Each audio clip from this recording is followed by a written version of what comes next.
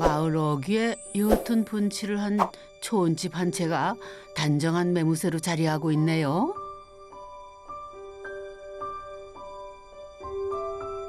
야외 테라스처럼 꾸며져 있는 게, 이 집이 확실한 것 같네요. 한번 그러면은 주인분 한번 불러볼까요? 실례합니다. 계시나요? 예, 소장님. 여기에요. 예. 예, 안녕하세요. 네, 안녕하세요. 예, 안녕하세요. 아니, 독립분이신 줄 알았는데. 예. 처음 뵙겠습니다. 네, 반갑습니다. 봄철 반일하고 계셨나 보군요. 아이고, 먼 길로 아이고, 예, 안녕하세요. 네, 아이고, 반갑습니다. 반갑습니다. 네, 네. 네, 안녕하세요. 근데 뭐하고 계셨어요? 이게 냉입니다, 냉이. 어유. 예. 지금 냉이가 이렇게 엄청 많이 나왔네요, 이게. 향긋한 냉이 향이 여기까지 나는 것 같네요. 저 그러면 남편 건축주님 그리고 아내 건축주님. 아닙니다. 저희 누님이십니다. 예. 아니 살짝 좀 연상이신가 해서 조금 좀 말씀드리기가 그랬는데 그러시구나.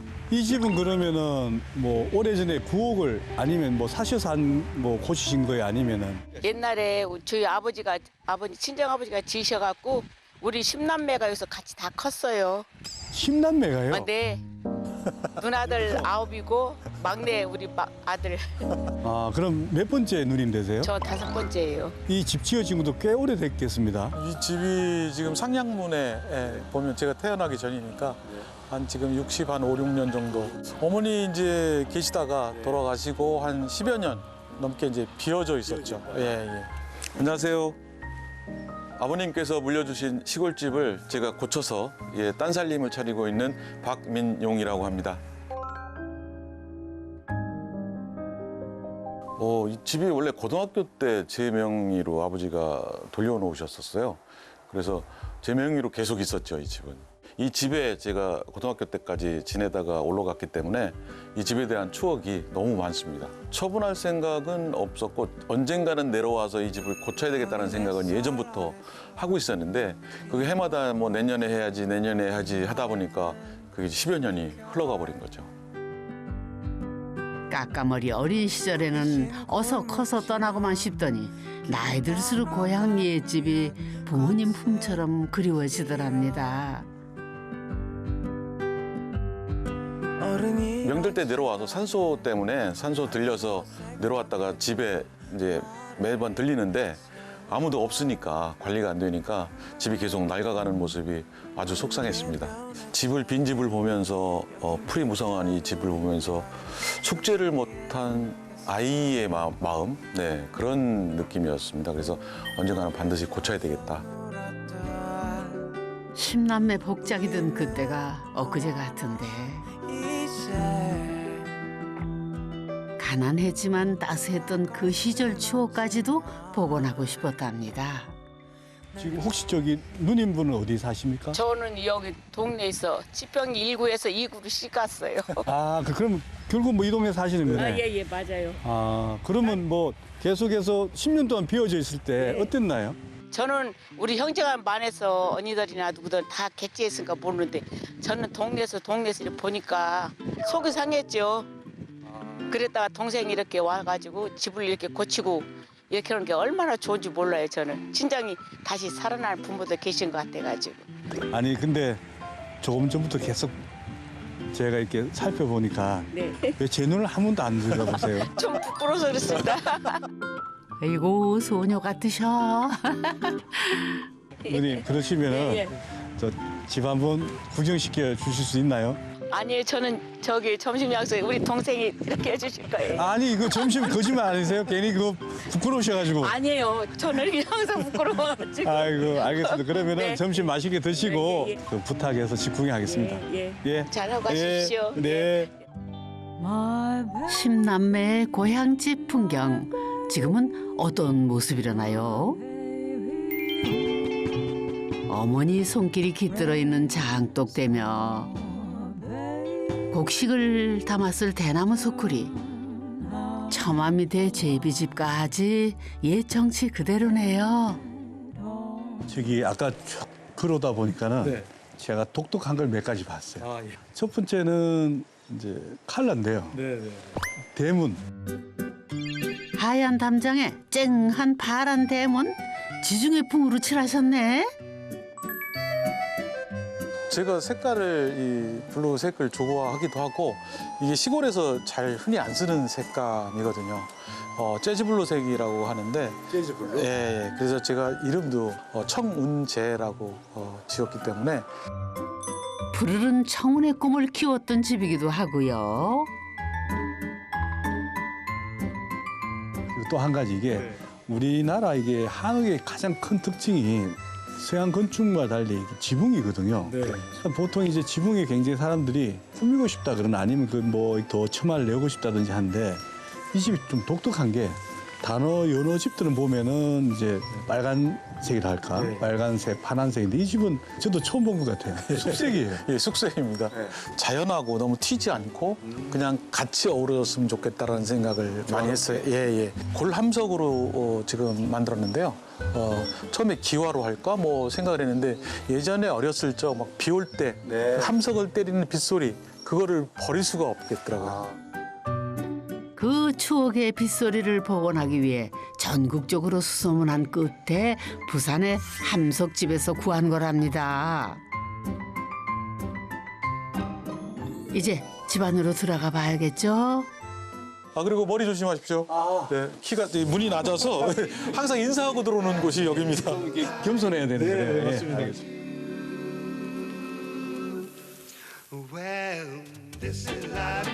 두 칸짜리 방을 하나로 투고 옛 석가래는 고스란히 살림지 이렇게 꾸며놓으니 시골 감성 카페 분위기인 거요.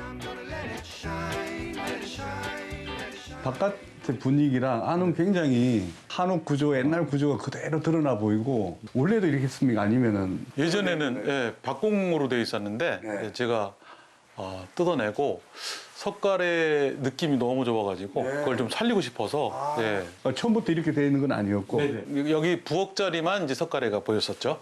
뭐 쥐구멍도 있고 뭐 이래서 그렇게 벌레가 많은 줄 몰랐어요. 나무 벌레가 집이 이제 오래 비워두다 보니까 오일스텐을 이렇게 딱 칠했는데 뭐가 막 우수수 떨어지는 거예요. 나무 속에서 벌레들이 엄청 떨어지더라고요. 옛집의 구조도 잘 몰랐던 상태에서 수원에서 서산까지 4년간 틈나는 대로 오가며 손수 뜯어내고 고치고 했다는데요. 안방과 작은 방에 박공 형태로 천장이 돼 있었는데 석가래가 있었나 기억이 잘 안 나는 거예요. 예전에 제가 어렸을 때 살았을 때도 박공 형태로 돼 있었기 때문에 그래서 석가래를 꼭 있었으면 좋겠다라는 간절한 생각을 가지고 천장을 뜯었는데 와 석가래가 있는 거예요. 너무 기분이 좋았습니다. 그대로 나무 모양 살은 그대로 이렇게 휘어져 있는 모습이나 이런 것들이 굉장히 자연스럽고 저도 이걸 하면서 나무가 휘어진 그대로 있고 이런 것들이 더 오히려 자연스럽고 더 좋더라고요. 그러면 이제 일을 하시면서 문득 이제 아버님의 손길 같은 걸 좀 느꼈을 수도 있겠네요. 밤에 마무리 작업을 딱 하고서 너무 힘들어서 이 바닥에 이제 이렇게 누워서 천장을 이렇게 보고 있는데 눈물이 그렇게 나더라고요.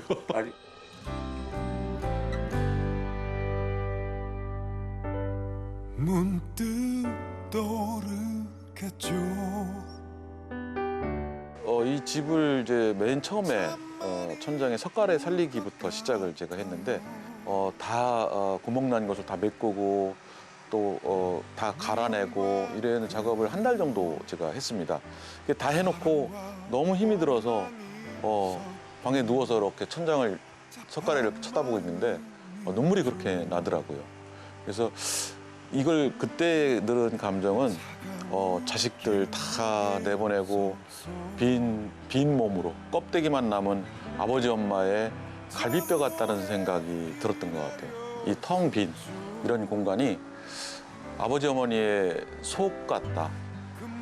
그래서 한편으로는 따뜻하고 포근하지만 한편으로는 눈물 나는 그런 거였습니다.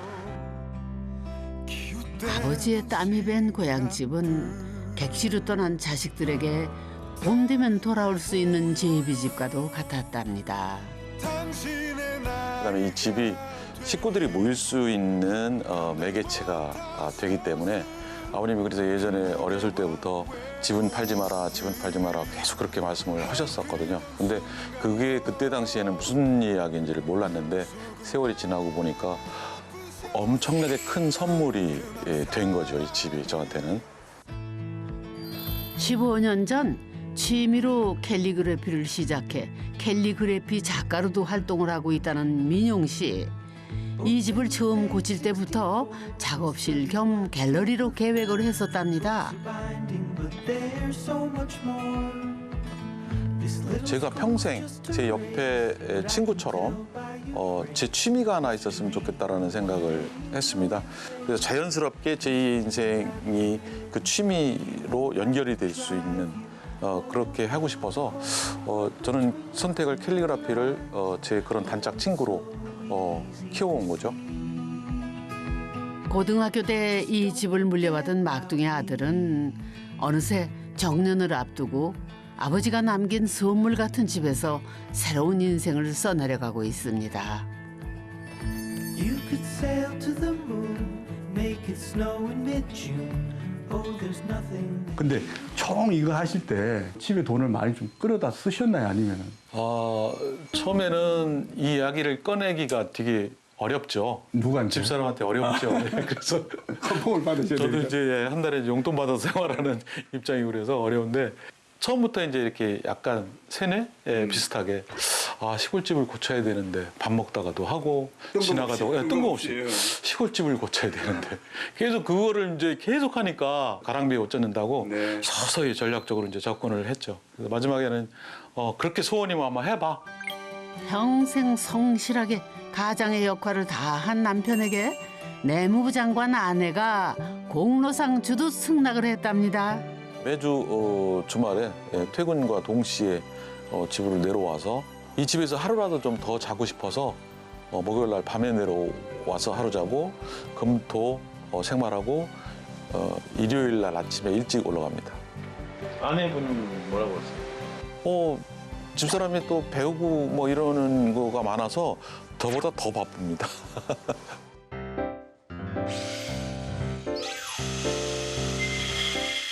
봄이 되니 안팎으로 단장할 게 많다네요.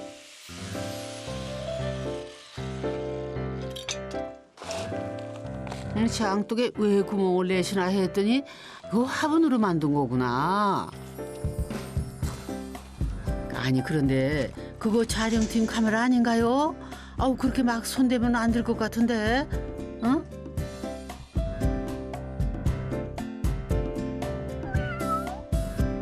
병원 만들고 이러는 거를 나중에 따라서 한번 해볼게요 이런 분들도 많고 틈틈이 영상을 좀 만들어서 올리고 있습니다.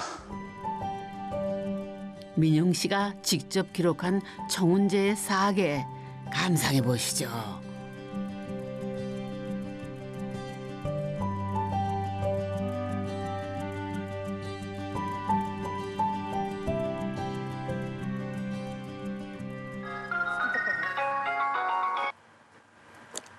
여보세요?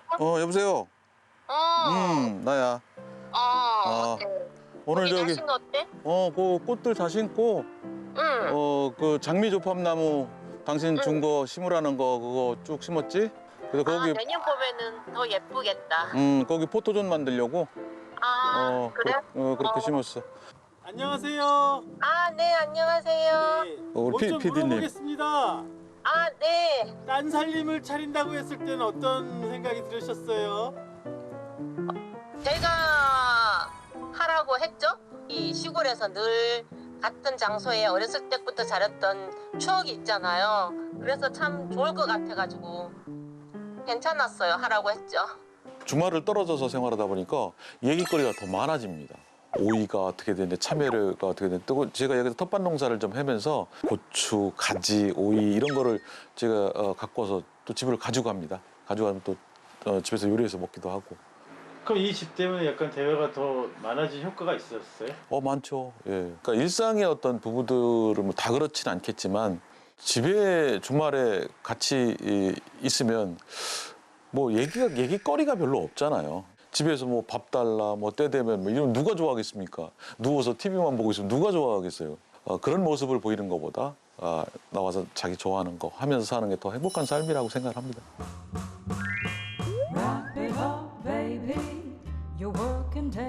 이게 이제 부엌이죠. 네, 옛날 부엌 자리입니다. 근데 지금 여기 보면 아마 이것도 예전에 있는 구조 그대로 살리신 겁니까? 아니면 새롭게 만드신 거예요? 옛날 그대로 그 찬장을 그대로 살렸습니다. 아궁이에 불 지펴 밥하시던 옛날 부엌. 어머니의 손때가 묻은 찬장을 차마 떼어낼 수 없어서 새로운 용도로 탈바꿈시켰답니다. 그 시절 오래된 물건들을 진열해두는 장식장 겸 작은 추억 박물관으로 말이죠. 이게 또 찬장이면은 네. 사실은 먹거리라 그럴까? 그러니까 예를 들어서 뭐 꿀단지라든지 아니면 이렇게 함부로 꺼낼 수 없는 이렇게 그런 것들을 이렇게 두곤 하지 않습니까? 그렇죠. 근데 저희가 이제 키가 작으니까 여기까지밖에 안 와요. 근데 이 제 맨 꼭대기에 이제 어머니가 콩을 볶아서 이렇게 올려놓으셨는데 누나들이 이제 살살 꼬시는 거죠. 저거 먹자고. 그러니까 서로 키가 안 되니까 저를 이제 무등을 타고서 올라가서 바구리를 콩바구니를 딱 잡았는데 어머니가 들어오시는 거예요. 그러니까 누나가 그냥 앉아버린 거예요, 이렇게. 그러니까 그 콩이 부엌바닥으로. 분명히 누님들이 직접 해도 되는데 제가 보기에는 막내 동생이 해야지만은 걸려도 별 큰 그게 없다. 뭐 이런 게 있지 않았을까요? 그런 건 아니고요. 자기들은 그 순간 사라져요. 어딘가로. 그렇게 빠른 줄 몰랐어요, 누나들이. 막내한테 뒤집어 씌운 적이 있어요, 없어요? 없어요. 사고 친 언니들도 없고 그래도 우리들은 귀한 동생이잖아요. 남동생. 딸 9 낳고 10째 아들을 낳았으니까 그냥 땅에 떨어지면 뭐 어디 다칠까 봐 막 이렇게 벌벌거리고 언니들서부터 하니까 다 그대로 따라했어. 근데 올케한테 한마디 좀 이해 좀 해줘 뭐 이런 거 없을까요? 이제 다음에는 내려와서 동생하고 같이 하고 너 할 건 다 하지만 그래도 우리 동생 조금 우선적으로 쳐줘라. 귀한 집 우리 막둥이 동생 아니냐. 잘한다, 잘한다. 10남매에서 저 막둥이 저 아들이다. 먼체 옆에 기역자로 작은 별채가 붙어있는 구조인데요.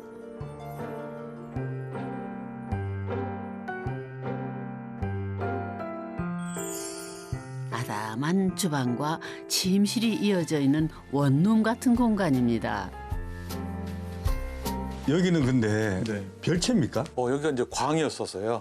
예, 광이었었는데 어머님이 이제 편찮으시고 좀 연로하시니까 저쪽에 넓은 공간에 계시기가 불편하고 그래서 이쪽 광에 이제 화장실도 만들고 싱크대도 만들고 이렇게 주무실 수 있도록 공간을 만들었던 곳이죠. 예.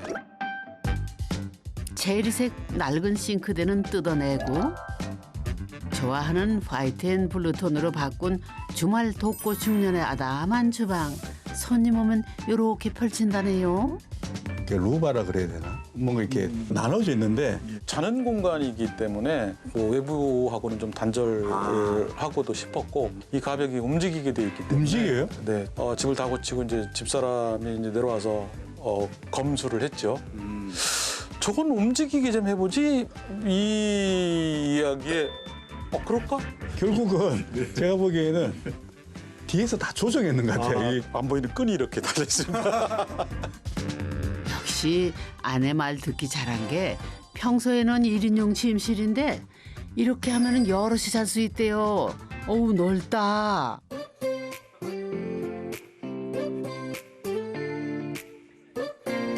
고향 집을 살뜰하게 가꾸는 것은 단지 혼자서 즐기기 위해서만은 아니라는데요. 마침 누가 왔네요. 야, 지웠어. 아이고, 지웠어. 아이고. 아버님 저기 야외 테이블은 또 언제 가셨어요? 야, 이거 지난주에 며느리와 손자셨군요. 시아버지의 주말 딴살림 며느리 눈에는 어떻게 비칠지 궁금한데요. 본인의 취미가 뭔지 좋아하는 게 뭔지 분명하게 아시고 그걸 즐기는 모습이 진짜 사실 저도 부러워요. 각자 만약에 취미가 다르면 각자의 공간에서 하고 싶은 걸 또 즐기고 또 함께 할 수 있는 건 같이 하는 것도 저는 좋다고 생각해서 모든 순간을 함께 할 수는 없으니까요. 이제 막 걸음마를 시작한 손자 지호에게는 또 얼마나 좋은 놀이터가 돼주겠어요.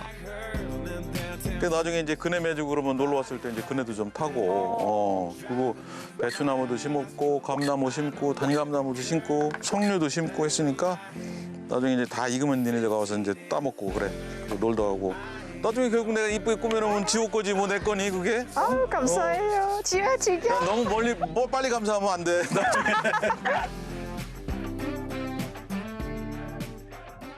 저는 이제 이렇게 시골도 마찬가지지만 일상을 행복 지뢰를 이렇게 심어야 된다고 생각을 하는 사람 중에 하나입니다. 내 주위에 행복 지뢰를 많이 심는 사람일수록 행복하다. 그래서 제가 있는 일상에서 옆으로 한 발을 딱 갔는데 밟았는데 행복해. 이쪽으로 가서 밟았는데 이것도 행복해. 이렇게 내 주위에 내가 좋아하는 일들을 많이 심어 놓으면 어떻게 행복하지 않을 수가 있을까? 이 나무꾼을 해서 하늘을 올려다보아도 행복하고 이런 의도가 또 있습니다. 민영 씨에게 고향집 딴살림은 소소한 즐거움만이 아닌 폭죽처럼 터지는 행복 지뢰밭이었군요. 각자의 일상에서 여러분은 스스로에게 어떤 지뢰를 선사하고 싶으신가요?